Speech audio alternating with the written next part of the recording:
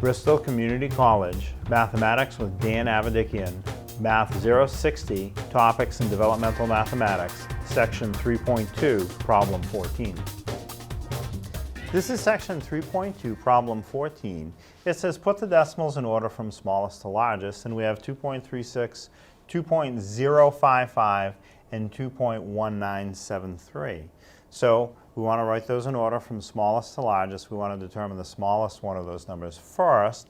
So as we look at them, if it's not completely obvious which one is the smallest, what you want to do is start with the leftmost position, make a comparison. If there's a tie, move one position to the right, make a comparison there, and continue in that manner. So the leftmost digit for all three is a 2. So we have a tie, so that doesn't tell us anything.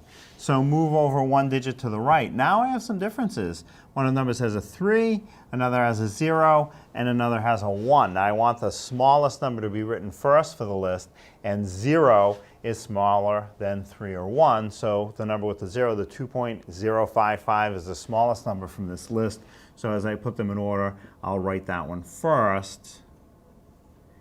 And now that I've determined it's the smallest, I can just cross it off. I don't need to consider it anymore. I know where it goes in the list. So now I'm going to determine which is smaller, 2.36 or 2.1973. So again, the leftmost digit has a tie. They're both a 2. But now as I move in one digit to the right, I have a 3 and a 1.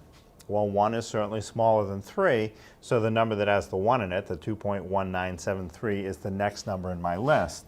So I'll put that as my middle number, 2.1973. And now I'm done with that one. And there's only one left, which would be the last one, the biggest one, 2.36.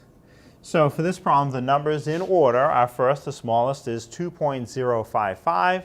The middle value would be 2.1973. And the largest value in the list would be 2.36.